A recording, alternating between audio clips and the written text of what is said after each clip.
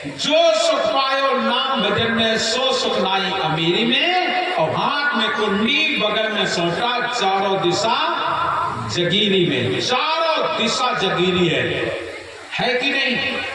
चारों दिशा जगीरी में है। अब चल के तो देखो, ऐसी कहीं जगह नहीं है जहां तुम्हें भोजन ना मिलेगा। रख लो, थोड़ा संकल्प लो, अपने हृदय को मजबूत करो। मैंने एक घटना आपको सुनाई होगी कि शायद दयानंद सरस्वती हैं, एक दिन विवेकानंद है शायद, वो चाह रहे थे दिल्ली से बैठे, और जब दिल्ली से बैठे उन्हें लखनऊ आना था। बीच रास्ते में सेठ जी चढ़ गए। सेठ जी बोले, महाराज जी बैठे, खाली एक झोली टांगे हैं। कहाँ गए ये महाराज? लखनऊ। बैठ गए। बोले, आप दिखवे महाराज जी का खाना को दे। इनके पास तो कुछ है नहीं है, गाड़ी तो बहुत टाइम लग गया लखनऊ पहुंचे में, कोई समझ में तो और धीरे धीरे चल रहा है गाड़ी। आज सही का पता लगी महात्मा का खाना को दे, कैसे मिली खाना। और वे सेठ दौड़ आए, वे थोड़ा उद्दंड टाइप के आए, वे तुरंत अपने झोला को निकाले, बढ़िया बढ़िया लड्डू काजू किशमिश के डाले निकाले, और गुरु जी के सामने कोर खाए, को फल निकाले, को मिठाई निकाले, लेकिन उनके अंदर कोई भाव नहीं। मस्त बैठे थे अपना। थोड़ी दूर गाड़ी चली, एक स्टेशन पर पहुंची। वहां पर लोगों को पता लग गया कि आज तो विवेकानंद जी जा रहे हैं, इसी ट्रेन में हैं। कोई जमाने में गाड़ी बहुत देर रुकत रहा स्टेशन, और दूसरा कोई बड़ा स्टाफ रहा होगा। सारे भक्त लोग आए, और आ करके जब नहीं आवे तो कोनो फल, गुड़, मिठाई, गुड़ जमाने खूब होता है, गुड़ कोनो खोआ, कोनो कुछ लेके आवे और गुरु जी के चरणों में चढ़ावे, प्रणाम करें। और जब प्रणाम करें, और इसके बाद ढेर सारा लग गया खाने का सामान। जिस समय सामान लग गया, उस समय पर सारे भक्त लोग तो चले गए। उन्होंने एक मिठाई का डब्बा उठाया और दिया सेठ जी को। लो सेठ जी, तो तुम भी खाओ, तुम भी खाओ। तब सेठ जी को होश हुआ, हम कहते इन्हें खाए का को गई, इनके पास तो इतना हुईगा कि ना तो खाए पाई है, और बांटवा करिए तो कितना बटिए, ढेर सारा लगा है, बांटते बांटते थक जाएंगे, और खाने की तो बात ही छोड़ दो। याद रख लेना अपने सुनो, देने वाला तुम्हारे आगे आगे चल रहा है, आगे आगे, जब मांगे तब दे, आपके लिए आगे आगे चलता है। लेकिन समस्या है, हम सीमित दायरे में हो जाते हैं। हम मांगते कितना है, हमारी मांग कैसी होती है, हम बहुत सीमित दायरे में मांगते हैं। साहब कहते हैं, अरे क्यों मांगना, मत मांगो, आपको मांगने की आवश्यकता नहीं है। अरे वो माँ ही कैसे जो अपने बेटे की भूख न जाने, अपने बेटे की भूख को माँ जानती है, और जब अपने बेटे की भूख को माँ जानती है तो वो सदगुरु है, वो परमात्मा है। जब तुम्हारे भूख को जानता है, वो तुम्हें जरूर भोजन देगा, जरूर देगा। इसलिए अपने जीवन को बदल डालो, अपना जीवन आगे बढ़ाओ। आज मुक्ता नाम साहब बोले, अब तो मुझे यहाँ से चलना चाहिए, यहाँ बैठ करके हमारा पंथ का प्रचार नहीं हो सकेगा। मुक्ता नाम साहब निकलने लगे, और जब निकलने लगे तो माता आमिन ने भी चरण पकड़ लिए, और साथ साथ में राजा वीर सिंह, राजा राम सिंह। आखिरकार माता आमिन का भी लोकगमन हुआ, उनकी भी समाधि वहीं लग गई, वहीं पर पुरी में, धर्मदास साहब के बगल में। और सात कबीर राजा वीर सिंह से बोले, राजा वीरभान से, कि देखो राजा, अब मुझे यहाँ से निकलना है, यहाँ पर हमें विवाद नहीं करना है, ये धन दौलत की लड़ाई में मुझे नहीं पड़ना है। पद प्रतिष्ठा, धन दौलत की जहाँ लड़ाई हो वहां मेरा कोई काम नहीं। अब मैं चला, और जब तक तुम इस किला में रहोगे, तब तक ये किला आबाद रहेगा, और तुम्हारे जाने के बाद किला भी खंडहर हो जाएगा। इतना कह करके साहब वहां से निकल पड़े। और जब निकल पड़े तो कुछ लोग पीछा करते हैं, और पीछा करते हैं तो भागते जा रहे हैं। साहब तो साहब का कौन पीछा कर सकेगा।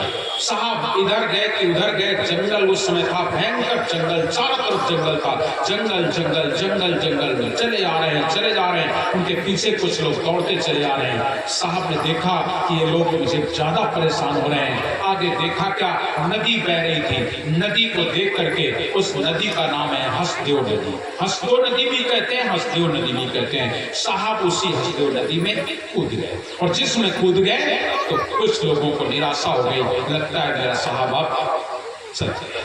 इतना कह करके सारे लोग, कुछ लोग पीछे निकल गए। साहब वहां से नदी ही नदी नदी नदी आकर के, और आकर के कुदुरमाल जिसे कहते हैं, वहां कुदुरमाल में साहब एक वृक्ष, पीपल के वृक्ष के नीचे बैठ गए आकर के। जब वहां वृक्ष के नीचे बैठ गए, तब देखिए जहां भी महापुरुष होंगे प्रकाश अपने आप हो जाता है। एक लोग देखें, दो लोग देखें, जब ने वो अरे एक महात्मा जी बैठे, एक महात्मा जी बैठे, अरे बढ़िया साधु है, चारों तरफ से खबर होने लगी, लोग आने जाने लगे। साहब वहां अपना बैठे थे। उसी समय पर एक घटना हुई। साहब उसी पीपल के पेड़ के नीचे बैठे हुए थे। कुदुरमाल का जो राज हुआ करता था, कोरवा राज हुआ करता था, वहां का जो जमींदार था, उसके शरीर में कोढ़ था, कोढ़ था। कोढ़ होने के कारण उसकी दो बेटियां थी, उनका विवाह नहीं हो रहा। और जब विवाह नहीं हो रहा है तो फिर से दिनों वो बड़ा परेशान कि हमारी बेटियों का विवाह नहीं हो रहा है। ऐसा मन में विचार करता, जहां भी जाता सब लोग कहते ना भाई इनके साथ ब्याह ना हो, इनके साथ ब्याह ना हो, काहे इनके बाप कोड़िए, और ये ऐसा हो कि बेटियां ना के कोई भी बेटी लेने को तैयार नहीं। अंत में राजा मन में विचार करता है, जमींदार कि ऐसे जीवन से तो मर जाना अच्छा है, ऐसे जीवन से तो मर जाना अच्छा है। वहां का वो जमींदार आज मरने के लिए आ रहा है, नदी के किनारे किनारे किनारे किनारे आ रहा है। फिर से दिनों उसी समय मुक्तम नाम साहब वहां बैठे थे। वो जान गए कि मरने के लिए जा रहा है। जैसे देखा कि मरने जा रहा है, नदी के किनारे पहुंचा, साहब ने आवाज लगाई, क्यों मरने जा रहा है? देखिए जो मरने जा रहा है उसका भाव अलग ही होता है, नहाने वाले का अलग होता है। साहब ने आवाज लगाई, क्यों जा रहा है मरने? जैसे साहब क्यों मरने जा रहा है आवाज पड़ी कान में, देखा तो संत स्वरूप साहब बैठे थे। देख करके बोले, अब आप तो सब कुछ जानने वाले हो, तन मन की जानने वाले हो, अब आपको क्या बताएं? नहीं बता क्या बात है? मेरे दो बेटियां, और दोनों बेटियां विवाह के योग्य है, मेरी बेटियों की शादी नहीं हो रही है। क्यों? मेरे शरीर में कोढ़ है, और कोढ़ के कारण कोई बेटियों का विवाह नहीं कर रहा है, कोई विवाह नहीं कर रहा है। इसलिए अब मुझे ऐसा लगता है जो बाप अपनी बेटियों का विवाह ना कर सके उसे जीवन का अधिकार नहीं। मैं अपनी मृत्यु चाहता हूं, इसलिए मैं मरने जा रहा हूं। कहते वहां पर झाड़ू पड़ी थी, उठाई झाड़ू, और साहब ने दो चार उसको लड़ाई, और जैसे दो चार झाड़ू पड़ी, और झाड़ू पड़ते ही उनका कोढ़ जो था वो सब का सब खत्म, बिल्कुल कंचन जैसी काया। अपनी काया को देखा, एकदम सोने जैसी काया, साफ सुथरा, कहीं कोई दाग नहीं, कोई कुछ नहीं। चरणों में गिर गया, मैं अपराधी जन्म का, नकसिक भरा विकार, तुम दाता दुख भंजना मेरी करो वार। और गुण मेरे बाप जी बख्शो गरीब निवाज, और जो मैं पूत कपूत हूँ तुम्हें पिता को लाज। साहिब तुम मत बिसरो, 6 लाख लोग लग जाएं, और हम सन तुम्हारे बहुत है, पर तुम सन हमारे ना। चलो में गिर गया, तुम्हारे जैसा मेरा कोई नहीं होगा। धन्य है आपने मेरा रोग ठीक कर दिया, जैसे देखा रोग ठीक कर दिया, मन ही मन संकल्प ले लिया, अब हम अपनी बेटियों का विवाह किसी और के साथ नहीं करेंगे, नहीं करेंगे।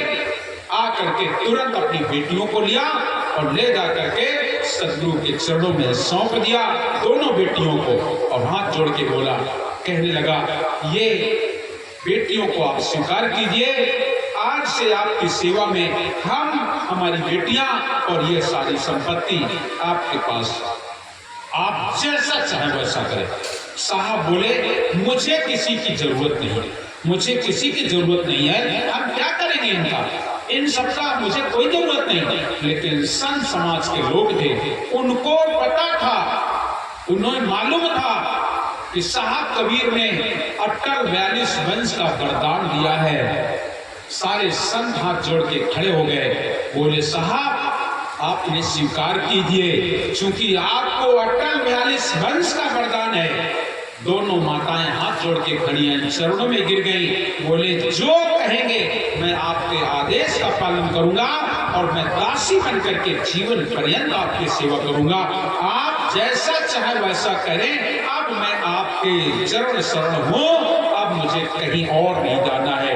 दोनों की दोनों साहब के चरणों में समर्पित हो गई।